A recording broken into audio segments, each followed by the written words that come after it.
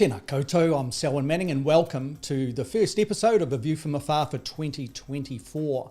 And what we're going to do today is in an analytical essay titled A Moment of Friction, political scientist Dr Paul Buchanan wrote how we are living within a decisive moment of world affairs. Now that piece was on Kiwi Politico, and I urge you to go to kiwipolitico.com to check this out.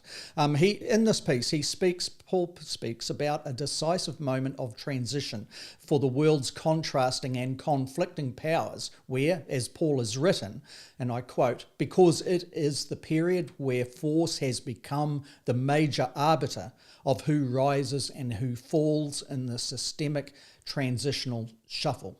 End of quote. Now, so today, in this first episode of A View from Afar, and this is series 5, Paul and I will focus on this writing and take a bit of a journey really through this example of strategic study that will help us to place a context to the world as we are currently experiencing it. So remember, as always, as in previous series over the last 5 years, before we cross to Paul, we've got a bit of an invitation to you, our live audience, and we want you to feel free to interact with us while we are live on YouTube. And YouTube in particular is really good for this, but you may be able to interact on Facebook and even Twitter to a degree as well. But YouTube, just remember that if you've got an account there, that's a really good platform for you to be able to interact on. So if you do interact, we will be able to engage with you on screen live. And remember, if you do make comments or lodge questions, we may include your interaction in this particular broadcast, and that may go on demand as well. So with all that said, let's cross to Paul Buchanan, who is ready and waiting, and we will start to unpack what is, might appear to be complex, but Paul will take us on a bit of a journey through this issue. Okay. Tēnā koe, Paul. How are you doing, Eho? Kia ora, Selwyn, and to our guests, I'm doing well. It's been quite a while. Let's just say that externalities intruded in a very heavy way. So my apologies for not getting my act together for 4 months or so. To the listeners, Selwyn's well aware of what went on my end, so he's blameless. Yeah, but shall we say you had good reasons? It's not like you were shirking off, Paul. So there you go. Yeah, unfortunately, I've got a good partner in Selwyn who's very understanding of those reasons. So, and I'm flattered that Selwyn wants to start with the moment of friction, and I'll certainly talk about that. But we also have to, frame it this way. The last time we spoke on View from Afar, it was late December, if I remember correctly, and we were doing a year-end summary, which I thought, covered things pretty well. Well, let's think of what has happened in the 4 some odd months since that summary was given. In short, nothing good. Things have continued to deteriorate in the global arena. conflicts of now, as I've written in a subsequent piece in Kiwi Political, have metastasized. Things are going sideways. For example, the student protests on American campuses and now elsewhere. I didn't see that coming, and it's going to be very important for the American elections in November, how this is resolved, if it's resolved at all. And so, my thoughts over the last 4 months when I've had time to write is like, boy, this is getting worse. The situation is getting worse. And that got me thinking about a certain old strategic adages, if you will, one of which is the so-called 4Fs. The 4Fs of strategy are force, which is, as you would imagine, military force, kinetic force, but mass, the weight of weaponry, if you will. Fluidity, which is basically maneuver and movement. Some antagonists, usually the weaker military antagonists, will use maneuver as opposed to mass. I come out of that guerrilla warfare background, so I'm familiar with that. You're fighting against a superior enemy, so you got to move around. The third F is the fog of war. What is it Mike Tyson said? All your good plans about the match end the first time you got hit on the nose. Everything changes. And the combination of them, especially when force comes on force, is the moment of friction. That is when, even if it's fluid on fluid, so two maneuvering contendants, but that's the moment of friction when, likes attract each other and then meet in conflict. There is a fifth F. It's the informal F, and that's the moment during friction where people go, "Oh F, this I is see it not in good." this is in your piece, and I think you handled that really well, and people will pick up exactly why. Yeah. It's shortly after you get hit in the nose is usually when the fifth F shows up. Now, what I did in that piece, and I have to just explain a little bit about conceptual transfer versus conceptual stretching. What I did was I was thinking, well, this moment that we have, it's not just about military force. What's happened is, with all the norms erosion and rules violation is an integral part of the transitional moment, that long moment we've been talking about. We're now seeing the systemic realignment happening in front of us, that we could extend the notion of friction to international relations in general. And to really simplify, it's the moment in global affairs where push comes to shove. We're now, the rules are honored in the breach. Countries, state and non state actors for that matter, are just pursuing their interests, going for it, depending on their own capabilities. But the liberal world order is in the process of decay. And we can get into a little more of that, because basically this is the natural progression. We pointed out that in this long transition leading to systemic realignment, one of the main characteristics is norms violations and that sort of thing, leading to conflict as the system's regulator. So it's not a stretch to say that we're reaching the moment of friction in international affairs. Conflict now is the system, I would say, the system determinant for what's coming. And I would simply say that there's a big difference between conceptual transfer and conceptual stretching. Conceptual transfer, which I've used a lot in my academic background and in my own thinking about things, is when you take a concept that originated on some other issue and you transfer it intact to a new phenomenon. You don't change it. You just say, it was originated here, but it's applicable there. That's opposed to conceptual stretching, where you stretch the original concept out of all original meaning in order to try to get it to fit Yeah. on some new phenomena. And I'll give you an example. The concept of terrorism has been stretched out of all recognition. Everything is terrorism these days. Someone in a bad mood giving you the pink eye, that's a terrorist, happening. It's been ruined. It's been ruined as a concept, absolutely. And we saw that in the media coverage of the stabbings in Sydney about a half a month ago or so, where everybody jumped to the conclusion that these were terrorist acts. It turns out the first one was absolutely not. It was a person suffering a psychotic episode. We saw And in the similarities in Auckland going back a couple of years ago as well, on exactly this. yeah, And the definitions of terrorism were used right from the Prime Minister's podium as well, with the Commissioner of Police standing next to it. So I absolutely get your point. Sorry, Paul, I just wanted to place that this isn't just something that's happening right now.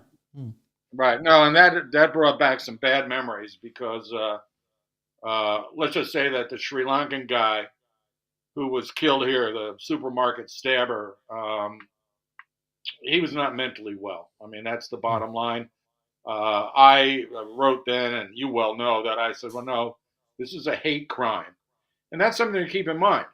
Not all hate crimes are terrorism. Okay, they're simply born of hatred, which could be anything. It could be revenge because you lost a boyfriend or a girlfriend, but they don't rise to the level of terrorism. But to get to the original point, conceptual stretching, bad. Conceptual transfer, good. What I did was I took the concept out of the military strategic lexicon and I'm applying it more broadly, where it's where force meets force, where fluidity meets fluidity, where the fog, is multiply, and it can occur in economics, in diplomacy. It's not just a military thing, although. I can see that. Like, it'd be wrong just to see it within one particular frame. Just want to tidy up a couple of things, maybe an entry point for some to get into this as well. So, we've talked last year in particular, in the early part of last year, and we seem to be at the forefront of this this kind of debate about multipolarity and bipolarity and et cetera, and the constellations within the multipolarity kind of frame. Now, we're talking here now about a clear movement where we can see liberal democracies are failing. We could easily identify all the reasons for that. Is it clear yet whether or not it is this or that type of thing? Like, from the other side of, if this is the decline, what is the rise? Can you just just for those that are thinking, okay, is it just authoritarianism that's on the rise? And within that, we've got many different types of regimes and governments that express it, from the point of almost liberal authoritarianism right through to absolute, totalitarianism. But are we seeing a definite this and that, or is it multiple kind of things that are starting to take over? Well, that's a very good point. I think it's multiple contending actors and issues, but it will eventually become this or that.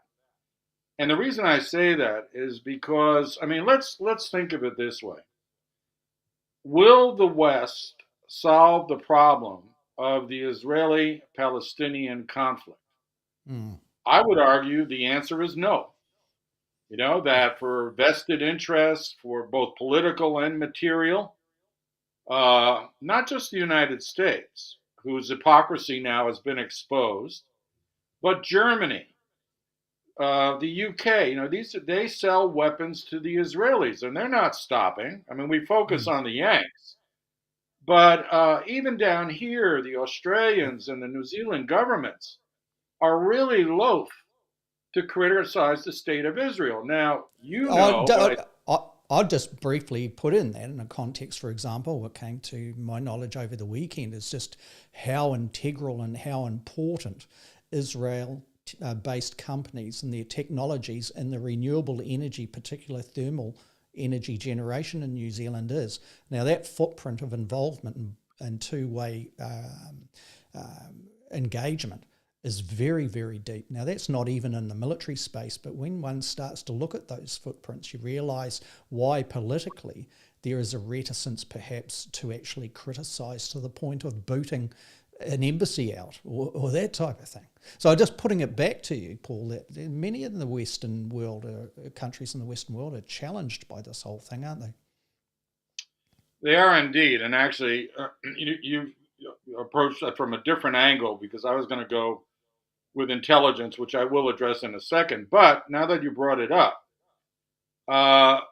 someone wrote in a subsequent piece in Kiwi Political, one of the commentators, in fact, just within the last 24 hours, wrote and said, well, the student protest movement in New Zealand, very small, focused on the University of Auckland. What are they complaining about? Because the universities in New Zealand don't have investments in Israel that we know of. And this person was very respectful and was just like, because I was saying that the student protests here were sort of milk with toast when compared with the protests elsewhere. But as he wrote, I'm reading this and I'm going, wow, I wonder if this fellow, who obviously, is following current events, is aware that we have a military connection, that is, we, New Zealand, to Israel, and a very direct one. We have a company here in New Zealand based in Auckland called Rakon, Rakon. They make the guidance systems for cruise missiles, Israeli cruise missiles. So, but no one, the press, again, the media in New Zealand is really lacking. Rakon provides, what's in the front of the nose, and then the warhead is behind it, for the bombing of Gaza. It may not be the entirety of every missile shot into Gaza by the Israelis, but you can be assured that there's plenty of them. No one wants to say anything about that. I just want to hat tip Harmet Sudan for many years ago now, just bringing it to the attention of many on exactly what you're speaking about there. Yep, he deserves to be recognized because he was early into, seeing what these guys were about. And again, we could have an argument about whether there's ethics involved, whether it's morally acceptable to make these guidance systems for anybody but the state of Israel in particular. Okay. I tend to think that the reason there is so much silence on the part of Western governments when it comes to what is now, to my mind, at a minimum, ethnic cleansing going on in Gaza, and at a maximum, genocide, is this hard fact. Israel is the West's best intelligence partner in the Middle East. Israel is a close partner of the Five Eyes network. Israel's intelligence in the Middle East is superb, both human as well as technical and signals, but human in particular. And I'll give you an example of that. The Israelis killed some Revolutionary Guard commanders in Damascus, firing, it was air platform fired, missiles through the windows of the Iranian consulate in its diplomatic compound. Now, I'll leave aside... Which is a huge breach of the order. It opens up a complete can of worms, doesn't it, with Israel doing that. Yeah, like I say, I was going to leave it aside, but you're right. I mean, this was a grotesque violation of sovereignty. Within a week, the Ecuadorians had stormed the Mexican embassy to haul out some disgraced politician. There we go. I mean, you opened a can of worms there. But the point is this. Mossad had eyes on the room in which these guys were meeting. Now, let's just say that their operational security was seriously lacking because these were very senior Revolutionary Guard commanders I wouldn't put two in a room together with the Israelis loitering around, but they wound up putting two senior commanders and five other guys Mm. in a room with an external window in Damascus. The Israelis found out. I am of the belief, given Israeli military organization, which allows mid level commanders to have considerable autonomy when it comes to pulling triggers, I don't think Netanyahu was informed before the fact. I think Yeah, well, Israeli commanders. it possibly could be a convenient buffer, isn't it? That kind of structure. Exactly. They have, autonomy. That's an American style. It's called mission command, Mm. where you give subordinates autonomy and you cover for them in case something goes wrong. Well, I think, the middle range managers got human intelligence that these guys were meeting at 2 p.m. on a Tuesday in a room with a window that was accessible to outside munitions. And so they took their shot and they killed these guys off. They knew that the Iranians would have to respond. They knew that. I mean, even a mid-level commander knows that. But I think you're right. I think Netanyahu was doing one of those, don't tell me just, until it's all over, and then Mm. I'll cover for you guys.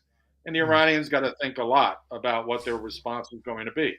So all this But shows that the dependence, in a sense, isn't it? That has not just crept in, but it's just a state of fact relating to the security intelligence framework of a symbiotic kind of connections where if one major player like this, particularly with one who has eyes in the Middle Eastern theatres, is taken out of the piece, then suddenly you're blind in large and significant parts of the world. And that may give some sort of context as to understanding beyond the political imperatives why lead states like the United States and others, including Canada, including the UK, including Australia, and including New Zealand, at worst give a criticism but don't have no consequence attached to that criticism as such.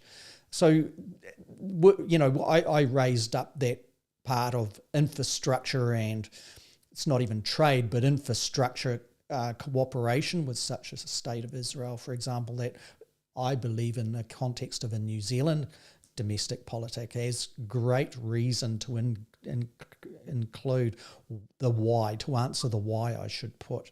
I'm not giving a weight to the rights and wrongs of this, just stating that that type of thing has influence, because the consequence of withdrawal, for example, would be devastating on the country's progress and economic plans relating to renewable thermo electricity generation in this country going for the next 20 years or so. So just parking that again, Paul, does this justify the situation where the West, and does it add to it, where hypocrisy relating to the world in such issues of conflict is causing its own demise, is giving energy to those that oppose the Western nations' positions on global affairs, energy to be able to become superior in some sort of power way. And I'm talking about the hypocrisies, where Russia has invaded Ukraine, war is continuing on there. There are sanctions regimes of all the Western countries have kind of bought into, and many other things relating to arms supplies. Then we get a situation in the Middle East which is complex on different type of layers, but there is a hypocrisy where the West does not apply any of these toward what would appear, like you've put there, disproportionate defence at best, and perhaps leaning toward, the allegations of genocide are there that may even be proven to be correct at the International Court of Justice, should it be tried and held accountable on such things. It's a long kind of way of putting it and framing it, but is that issue relating to hypocrisy driving a deterioration in the Western-leaning liberal democracy global orders? Well, I think that the failures are the failures of the current status quo. And returning to the issue of the intelligence, the status quo depends on Israeli intelligence for the Middle East. They're locked into that. And that has, in turn, made them suffer from paralysis when it comes to criticizing Israel because they don't want to alienate Israel to the point that Israel starts cutting off the information sharing channels between themselves and the Five Eyes and other Western intelligence agencies. They're literally frozen by the fear that they're going to lose the information that the Israelis can provide.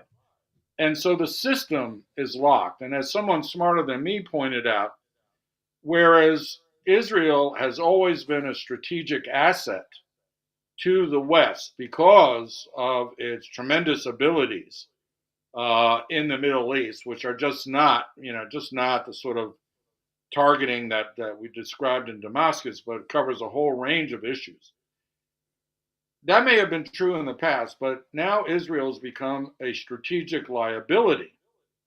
It's the tail that's wagging not just the US, mostly the US, but it's wagging the Western dog to the point that not only is that tail wagging the dog, but Netanyahu is wagging the state of Israel. He's now substituted his personal and partisan interests for the national interest of Israel.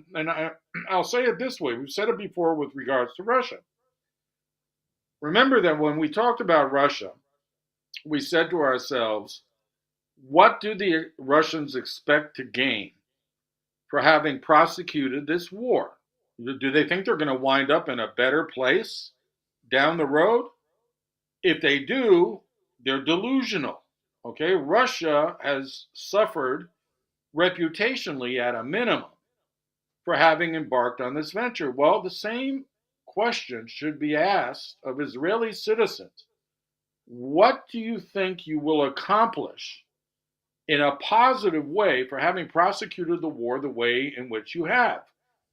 Israel is finished. It was always a pariah, but it is now increasingly isolated to the point that even in the United States, where there's a historical consensus behind Israel on the part of both major political parties, but society in general, it was like, oh, Israelis good, Arabs bad, that sort of thing.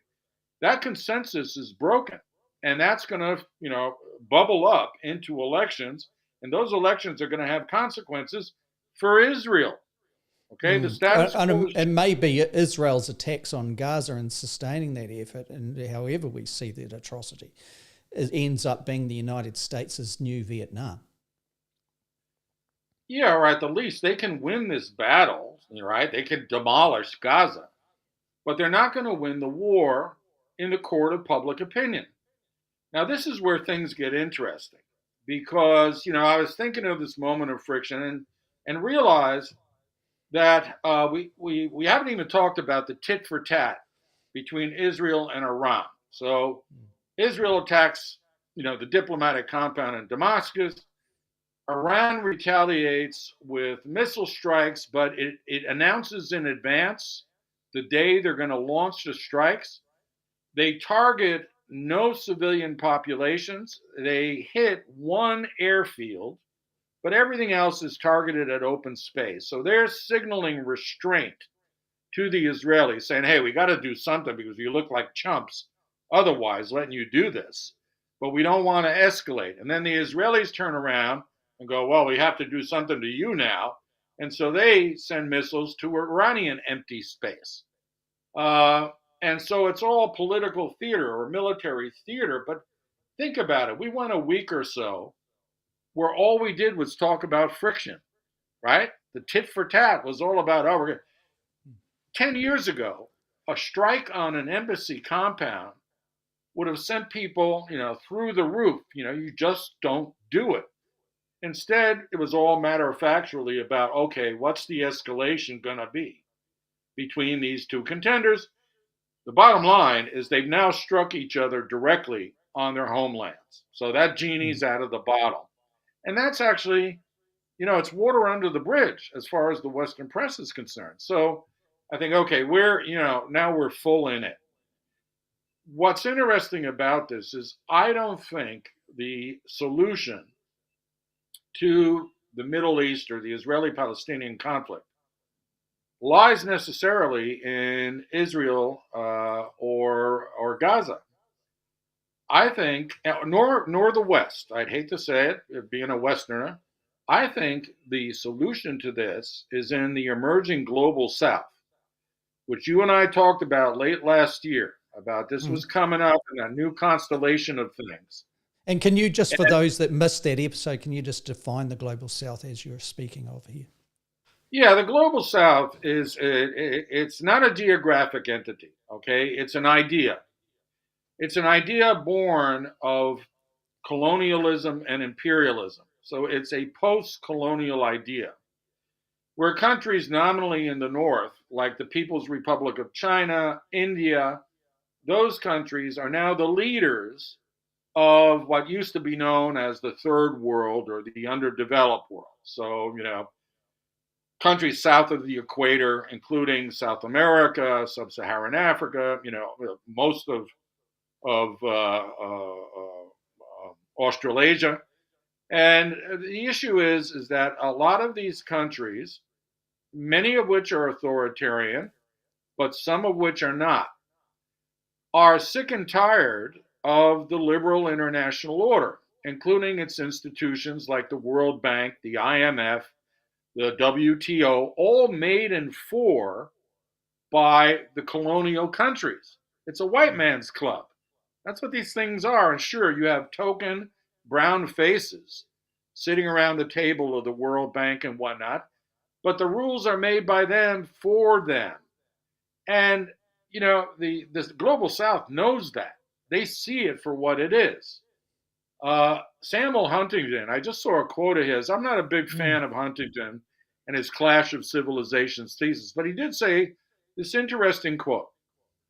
He said, "The West seems to think that it is culturally superior over the underdeveloped world because of its scientific advancements and its music and this, that, and the other." And he goes, that's not true at all. What the West has traditionally had superiority of is over organized violence, the application of organized violence across space and time. And he said the West doesn't understand this, but the South surely does. They've never forgotten that what subjugated them was not superior British or Portuguese or French culture. What subjugated them was the force of arms. And now it's their moment to exact a little bit of utu, as we say here, and say, you know what, we're not taking your rules again. In fact, because I'm a sports-minded guy, I'd just say in a New Zealand context, the word utu, it's not necessarily revenge, it's about putting things right. So that adds another dimension to what Paul is offering here. So, very good point. Very good point. And yes, but see, those are the limitations of the English language. Right here, we have a word that has subtlety embedded in it. In English, it's just about revenge, retaliation. But think of it this way: I'm obviously a soccer football fan, owing to my upbringing. Whenever I watch European football, I'm struck by the amount of non-Europeans playing it. And this has been something that's been talked about, for 20, 30 years. Is it good or bad for European football to have an influx of Africans and what have you?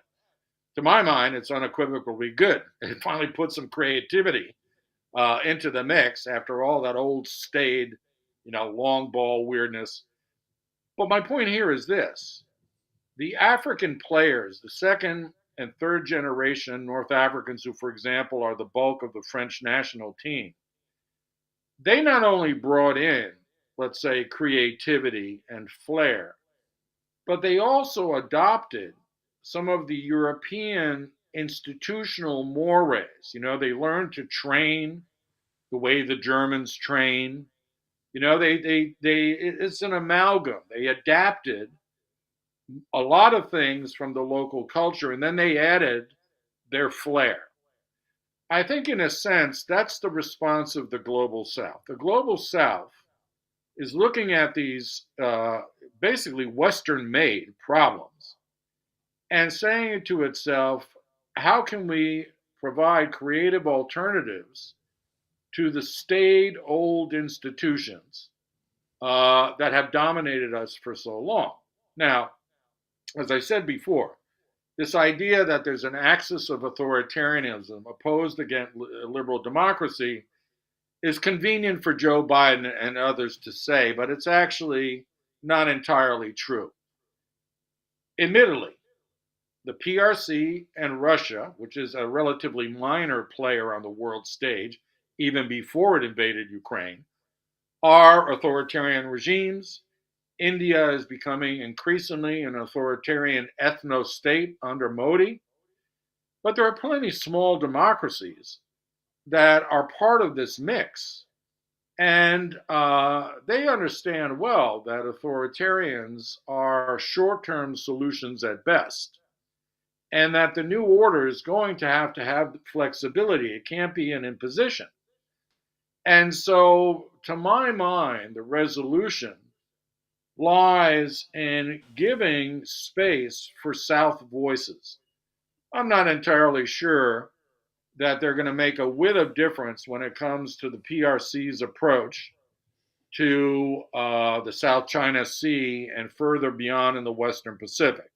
I think they have very old fashioned notions of territorial expansion and control. But that's not to say that the voices of our Brazil, and remember, we've talked about the BRICS expanding and incorporating more elements of the global South, that maybe they're the counterweight to liberal institutionalism, Western dominated liberal institution, may actually create space for solutions to what are, as I said before, essentially Western problems and the impasses that have resulted because of them. And Israel is one of them. Israel has now gone rogue, and they're not being reined in. So this thing is going to play out, but ultimately to Israel's disfavor, right? They're not going to emerge from this, any better than when they went in. In fact, they're going to be the bad guys, and Hamas will be considered, in spite of October 7th, to be the victims in all of this because collective punishment was way too over the top. And so my thought is, and I'm not smart enough to predict the future, but that it will have to be the global South weighing in on what is acceptable for this, for peace to obtain down the road. We see little elements, perhaps a glimpse of this within the General Assembly at the United Nations, and I think it would be fair for most people that are watching and listening to this program to think, well, the UN's done nothing here. That is so true. The Security Council, or the veto elements of it, is just completely made it impotent and irrelevant in being able to address solution and conflicts as we are witnessing them at the moment. The General Assembly, and you can see the Global South represented within the General Assembly, it takes up an interesting kind of shape here by proportion, and it very much dominates on the basis of resolution, doesn't it? And other areas of relating to, let's find solutions to either backpedal our way out of this, or like what you're suggesting here, that the movement, if you like, is heading toward, let's reshape things so that we can fix what is broken.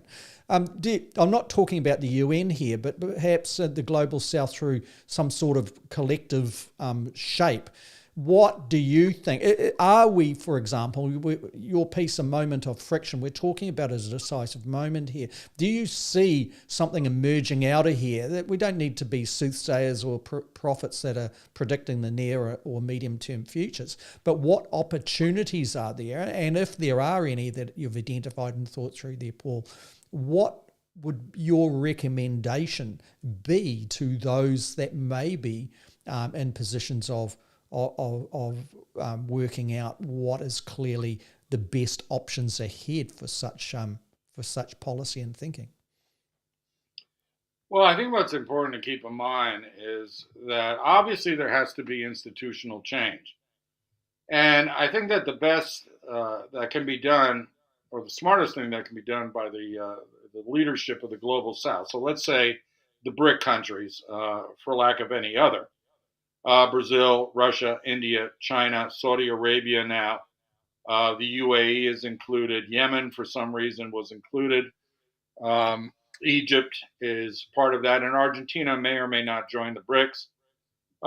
They're a fairly representative sample. Obviously, they're missing Southeast Asian countries and that sort of thing. But I think the idea is to take advantage of the fact that Western institutional structure is under siege. It's not that they just feel under siege; they are under siege because people are questioning, their origins, who they have benefited, historically speaking.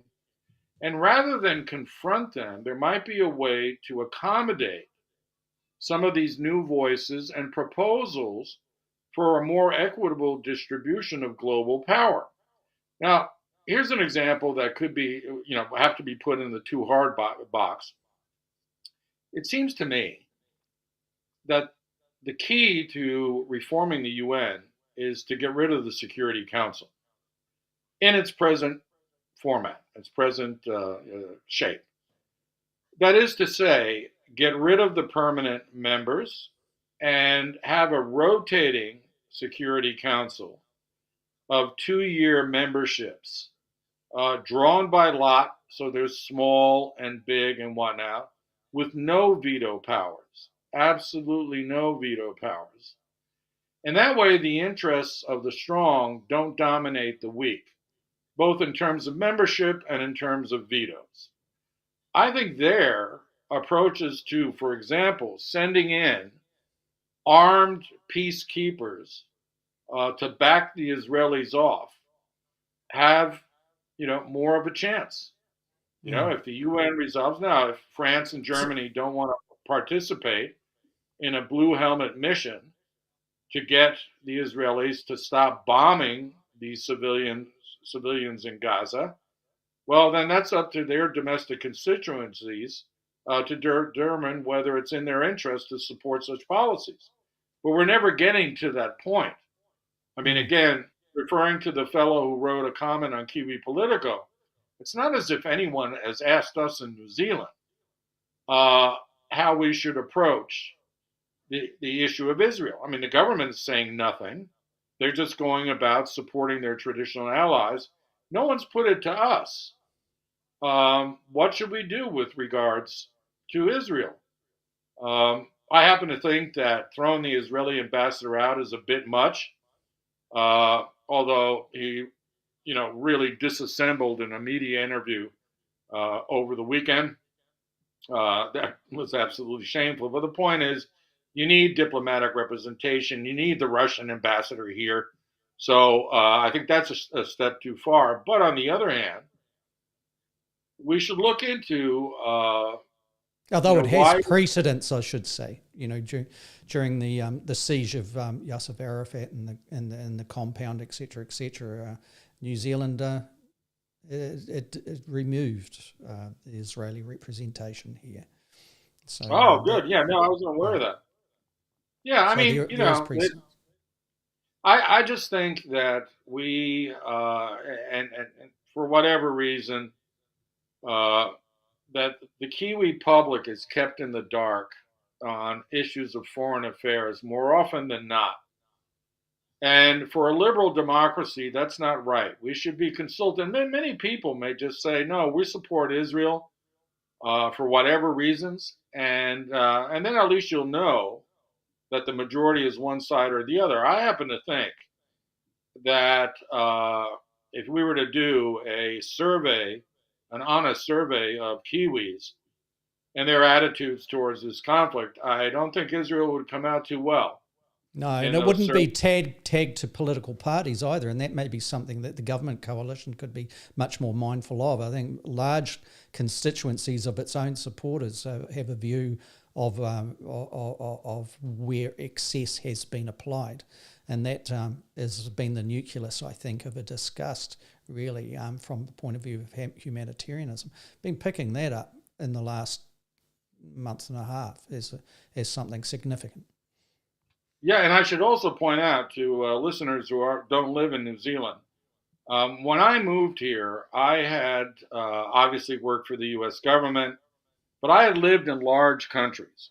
I had written a book about Argentina and Brazil and those sort of things. So I was a big country guy, if you will.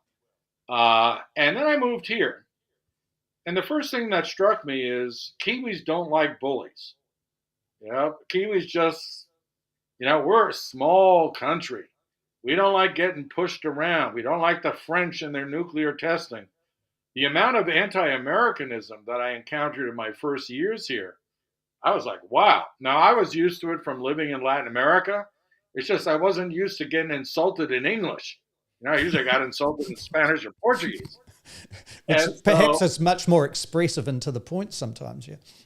It is, indeed. It's much like Hutu. There's several layers to a Spanish or Portuguese insult. But, and I learned the phrase, bloody Yanks.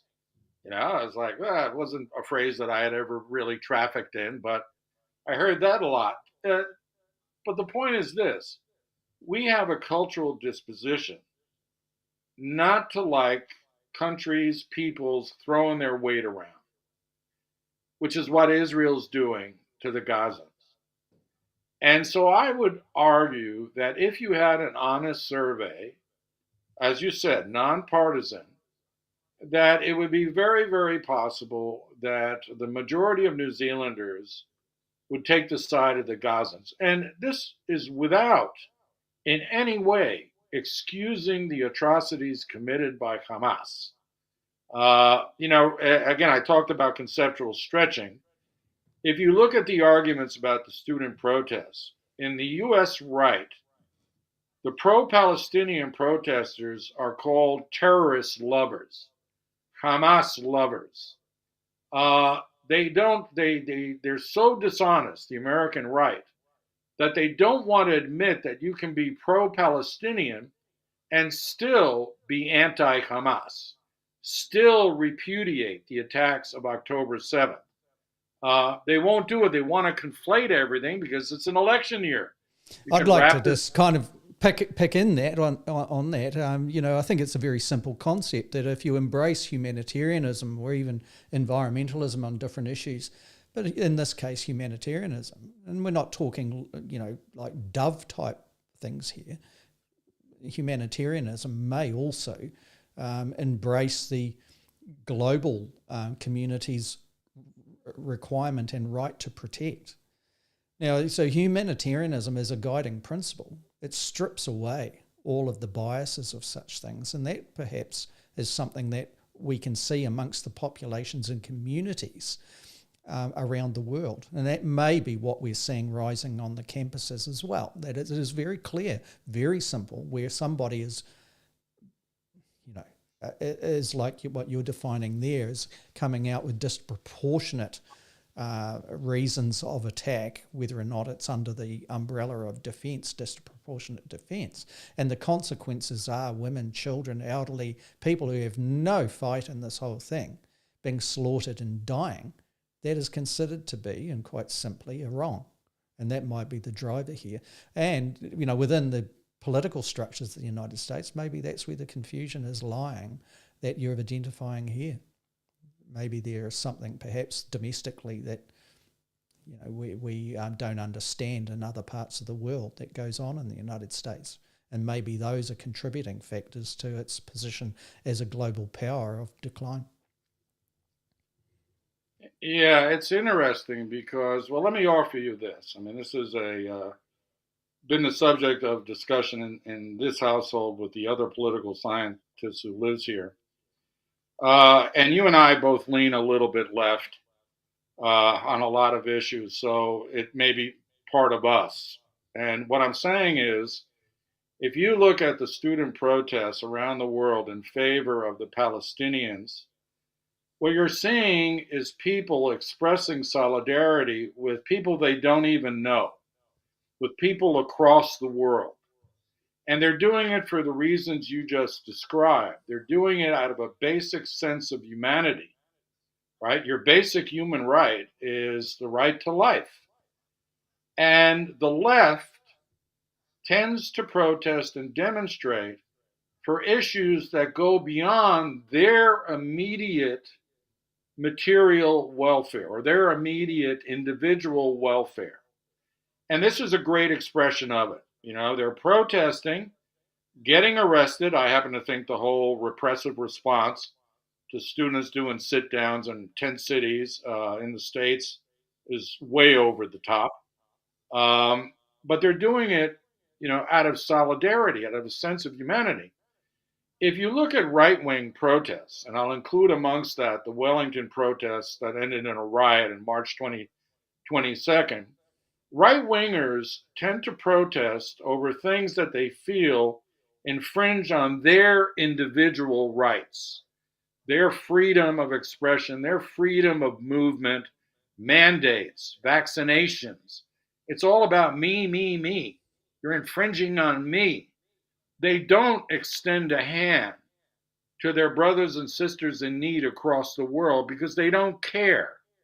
Now, I would say that's been exacerbated by the cultural trickle down of neoliberal economic philosophies starting in the 1990s. Yeah, and the deconstruction of concepts of society by Thatcher and co. Exactly. And the absurdity of people when he was Prime Minister, like Boris Johnson, saying, well, maybe there is some truth in the concept and definitions of a society.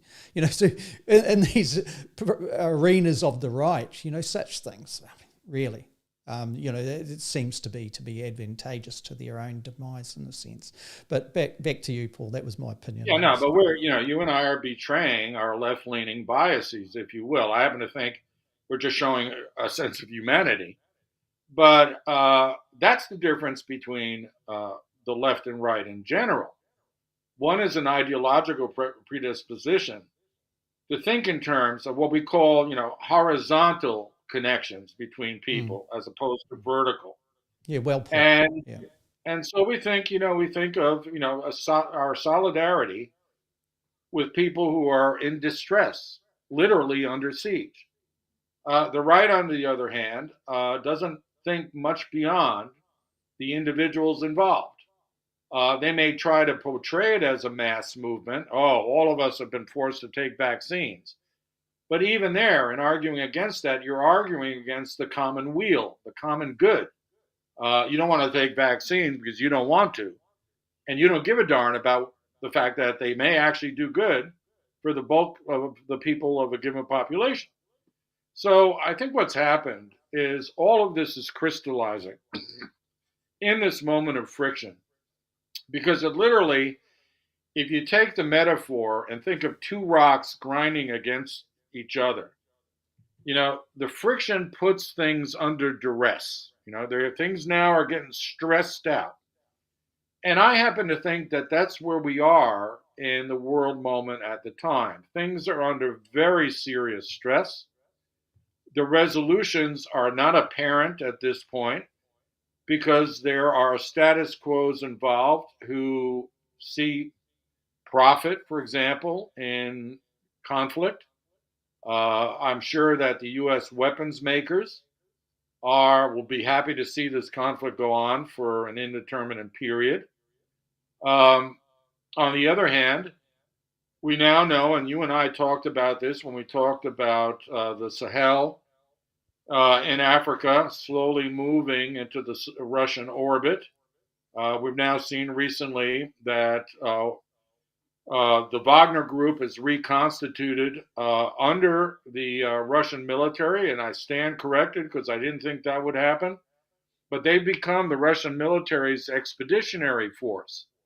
And where are they strongest felt? It turns out in the Sahel, in Niger, in Mali, all the places we talked about, 6, 7 months ago, to the point that right now you have the most incongruous situation where there's 1,000 U.S. troops in an air base in Niger, and at the other end of the air base, there's 500 Russian troops, because the government in Niger, the military junta, has ordered the United States out, but the U.S. cannot retrieve and redeploy the classified stuff that's on their side of the airbase in any short period of time. And to get it out, they have to bring military cargo transports into Nigerian airspace. Anyway, it's a mess. It's an absolute mess. It's not quite an arms standoff, but that could be a flashpoint. That, if these guys start looking at each other a little weird Mm. and getting closer and closer. See, these are things now. It's out of our control. Things And are just just starting. to add a little bit of context to that too, that last year when Paul and I were analysing exactly what was happening in the destruction, if you like, or the removing of Wagner as a force that was providing security, et cetera, in those countries that we were talking about in Africa. That at the same time, Rosneft, another major, and Gazprom, another major Russian providers of industry and gas in particular, but energy in general, had just struck significant deals. And I remember sending you a number of documents, Paul, at the time, where it was outlining these particular things and what agreements they were, et cetera, et cetera. Now, there are strategic interests at play here, and that gives a context to the why of why we're seeing perhaps at one end of an airfield we've got this, and at the other end of the airfield we've got that. Flashpoints, yep, we're well and truly history can teach us those types of lessons and such things. Paul, in the last paragraph of your piece here that we've been providing context to, and you're right, for small countries like New Zealand, and you'd include others for sure, and back to it, yeah, repeating empty mantras about foreign policy independence no longer cuts it, or even as a slogan. The moment of international friction poses some essential questions about where New Zealand stands in the transitional process, how it will balance competing international interests when it comes to New Zealand foreign and security policy, and about who to decide with when conflict comes. Can you just place that within what we've been talking about, and not just the small countries like New Zealand, but all countries that have an interest in it, have perhaps pressure from their own populations inside to do the right thing, and what you see as the eventualities in this particular part of your thinking in that piece. That'd be really great and instructive, I think, on how to determine what to expect in the next few months. Yeah, it's a multi-layered affair. I guess I should start out with a very quick mention. Our foreign listeners may not be aware of the debates about whether New Zealand has an independent foreign policy. And the reason I use the word mantra is because the foreign policy establishment in New Zealand, which is not just the Ministry of Foreign Affairs, but some international relations academics and what have you, all subscribe to the notion that New Zealand exercises independence when it comes to foreign policy. And they like to illustrate it by saying, oh, we trade preferentially with China, and yet our security partners are led by the United States. Now, to me, that's a fundamental contradiction, but it could be born of independence.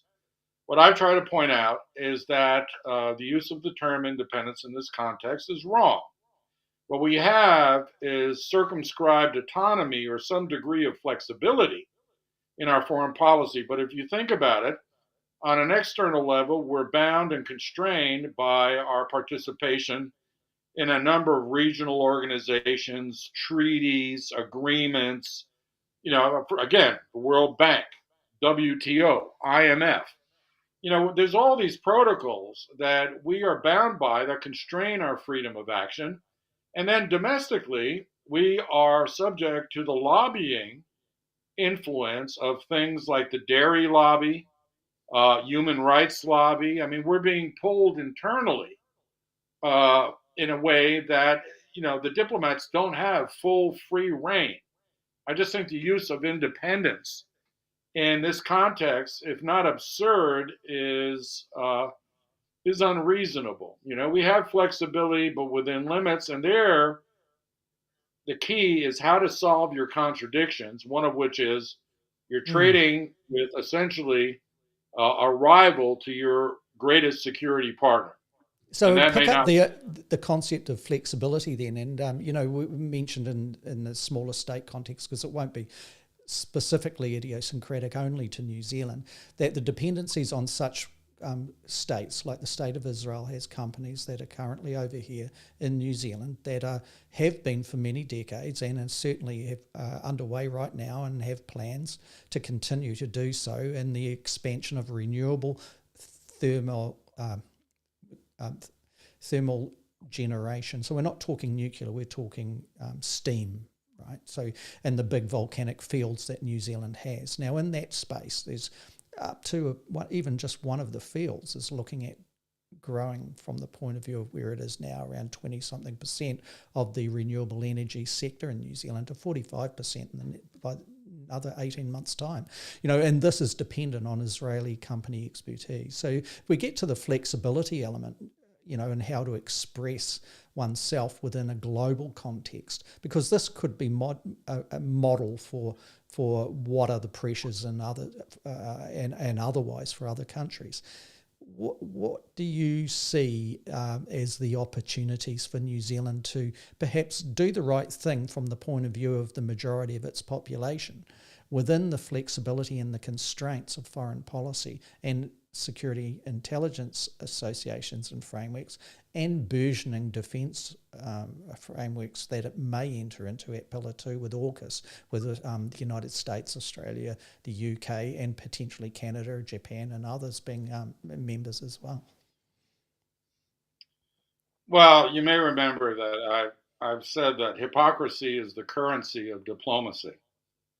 And unfortunately, when it comes to human rights, that will always take a secondary place to what you might call the harder interests of economics, military relations, and diplomacy.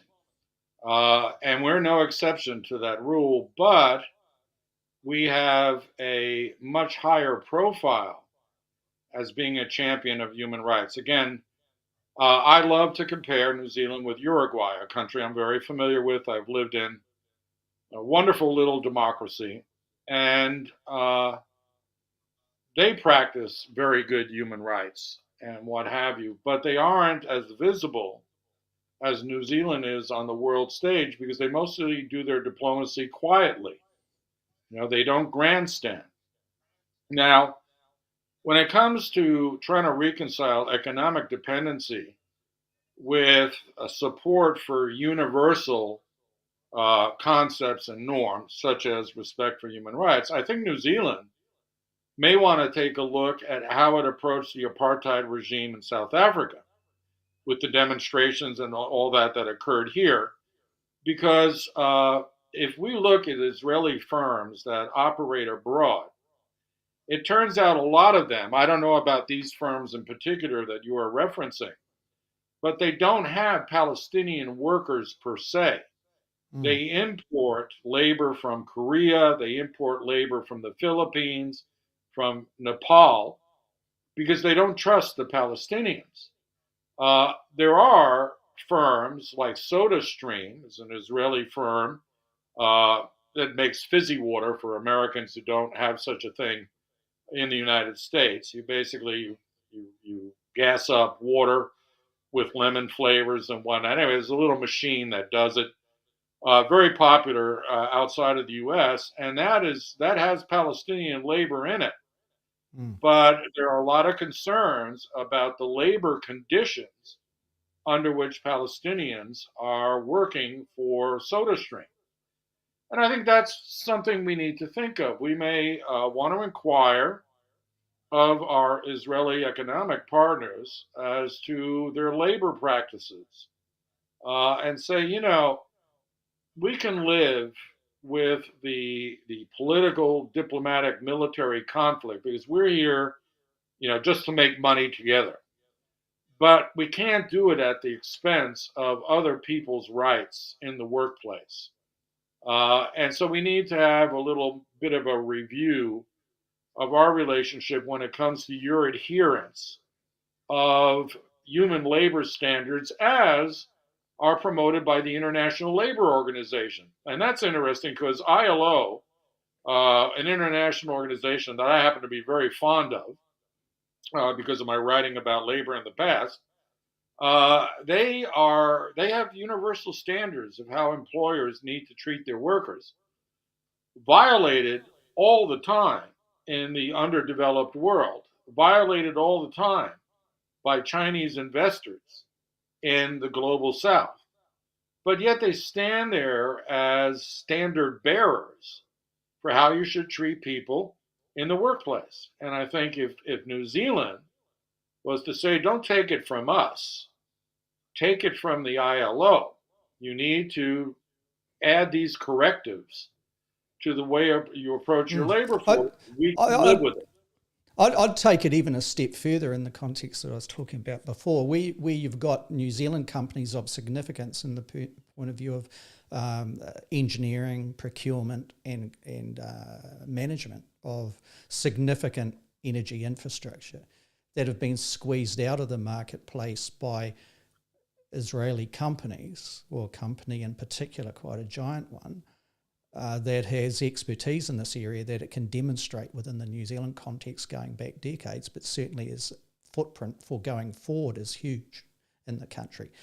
That within the context of what is happening in Gaza at the hands of the state of Israel, that there is a sense where New Zealand companies of significance are seeing an opportunity, perhaps, where the sentiment within the population of New Zealand is thinking, we don't want to deal with these representatives of that state, even if they are global in their makeup and not necessarily representing what the state of Israel is doing in a security context or defence context. But being governed, being managed from Tel Aviv, etc., that there is a friction here. This moment of friction is beyond the geopolitical. The moment of friction that you've written about is starting to actually become within the structures of corporate engineering areas of significant assets going forward and requirements of energy to meet economic benchmarks in the near future, and also global climate change commitments as well, by moving toward the renewables. So this is what we're talking about here, this moment of friction not being limited to the areas of security defence. That's my argument, my contribution here, but that it's starting to wash into areas perhaps that governments that are similar to New Zealand perhaps have been blind to, and are going to have to fast wake up to the fact that this may have to have some sort of bearing in the way it expresses its flexibility within foreign policy. And that's an interesting concept that perhaps others could pick up on as well. Yeah, I'm glad you clearly understood the thrust of the piece in its broadest sense, right? There's now friction is moving in all sorts of directions. And so I'm glad that you do, because you've enunciated it or elaborated it very well. I should also point out, I won't say there's a good and a bad side to friction. Friction is mostly negative in nature. And I will say this, though. This moment, so this is the core of the transition, right? If we accept that conflict is the systems regulator during the transitional moment, and that we're moving from a unipolar world to something else, it's going to be multipolar, but we're not sure yet, then we've hit the core of the core. Because now we've got open wars, two major wars, whether you like to call them that or not. We have all sorts of skirmishes going on the military level around the world, not just in the South China Sea. And then, as you've just pointed out, the friction has now moved into the economic realm. It's moved into the diplomatic realm. One might argue it's even moved into the cultural realm. But here's an interesting, if you will, conundrum to this. I was writing with a friend of mine from the University of Chicago. So for those who don't know, I got my PhD at the University of Chicago in the mid '80s, and I did jazz radio with this person, and we became friends. But we've stayed in touch. He still lives in the Hyde Park neighborhood in which the University of Chicago is located. So I wrote him and I said, "So what's going on with the UC campus? I'm seeing what's going on elsewhere, and it doesn't look too good." And he said, "Well, what's happened is the Chicago administration told the students that they can protest on the main mall outside the administration building, but they had to stay on the grass. That they could not block the footpaths, they could not block the buildings, but if they stayed in their encampment on the grass and just entered and left to use the bathroom and go get food, the university was not going to mess with them." And the university put out a statement that said, "We believe in freedom of expression, but not in disruption," which, on the face of it sounds good. Anyway, subsequent to that, a bunch of pro-Israeli frat boys stormed the compound looking for a fight. And this was a frat that's infamous in Chicago for being racist and right-wing and whatnot. So they came in to stir trouble. Fortunately, the University of Chicago has its own police force, duly accredited in the state of Illinois. And so the Chicago cops, which are not the city cops, they're private university, they rousted the frat boys and told them that, the protest was peaceful until they showed up. I say all of that because it got me thinking about the word disturbance. Are not protests supposed to be a disturbance? Think of it this way: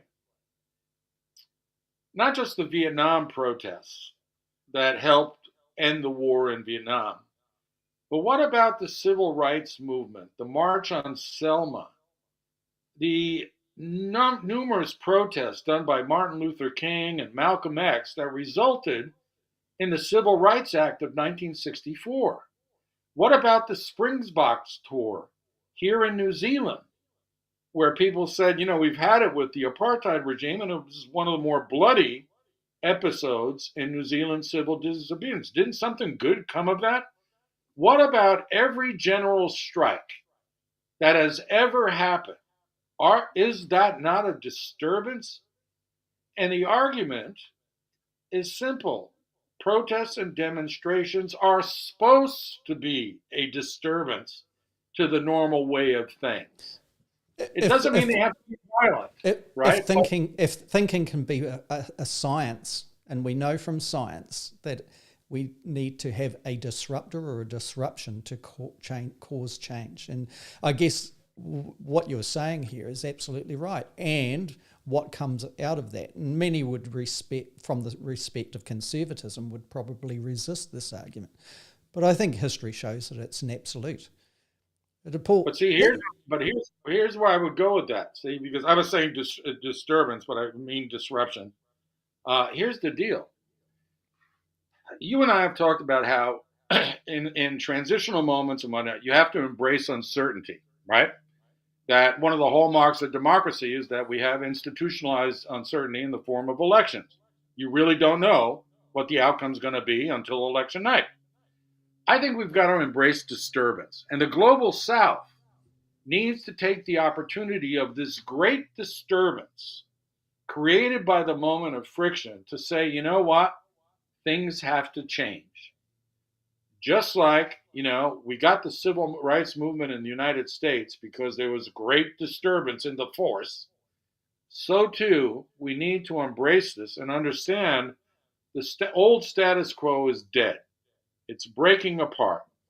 And it's breaking apart because of its own, if you will, excesses. And so now there's a moment of disruption where something new can be created that is more equitable, more balanced, more stable, whatever it may be. That's uncertain. But I think that to me, watching the student protests, I was like, aha. You read again, the right wing talks about, all the students are, violent and rioting. Turns out the people doing the rioting in the States are mostly the cops. That's a U.S. tradition, is for U.S. cops to basically go on a uniformed riot in the face of people who actually aren't doing anything that bad. And we've seen that now. I mean, they fired rubber bullets on the campus of the University of Arizona that I taught at for 7 years. I think, okay, this is over the top, but There's it a was a step failed. away from Kent State University, isn't it, in a sense? Yeah, It's one yeah, step well, away. exactly. Yeah. It's the jacket of the bullet that's the step away. And they did it, in fact, in two universities that I taught at in the States, because they did it at the University of South Florida. Now, I taught at the Honors College, which is separate from the main campus, but bringing in cops in, throwing tear gas and shooting rubber bullets because people are protesting over the plight of the Palestinians. I'm like, okay, someone's priorities are a little off here. And I would say, without casting aspersions on right wingers and cop mentality, I would simply say they don't understand the necessity of disturbance in the human condition.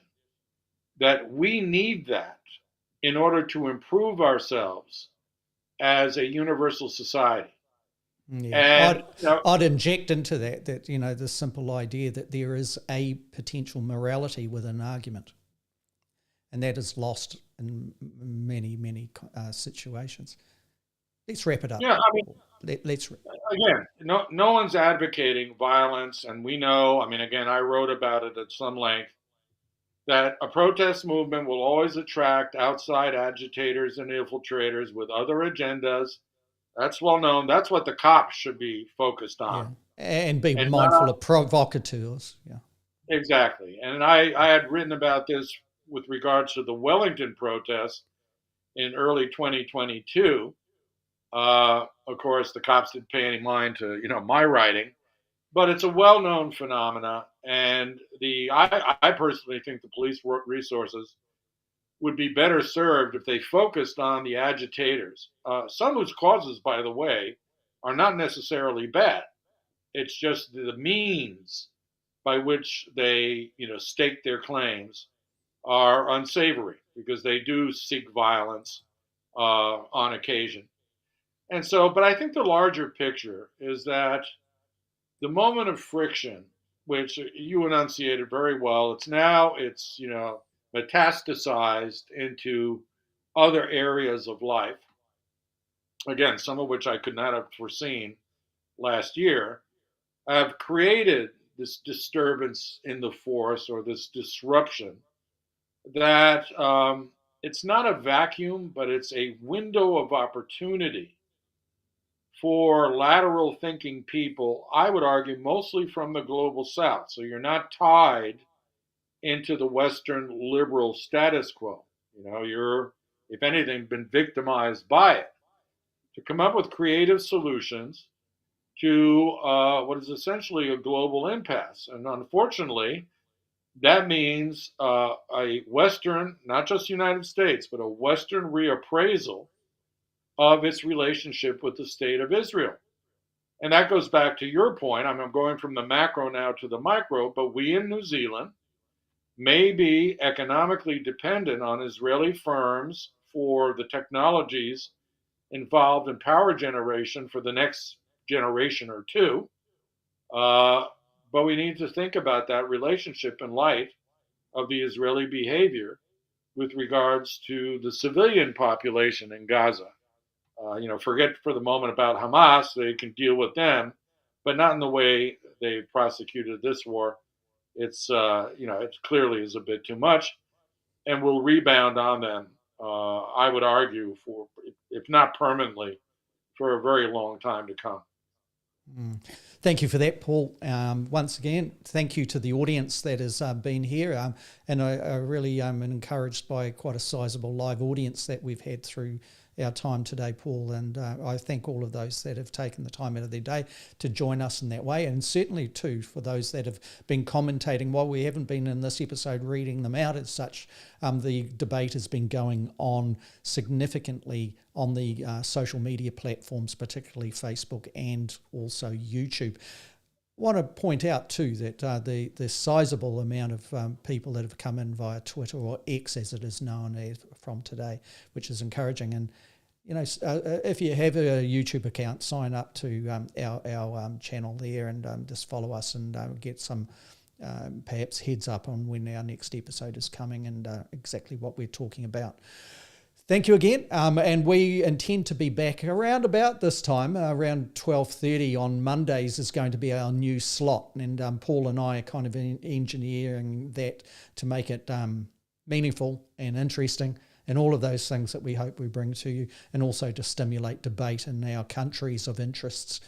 Until next time, and we will give you alerts as to when that next time is, but our intention is regular, and we will be back and bring a vet view from afar to you all once again. Until that time, take care out there. Ka kite anō. Be safe.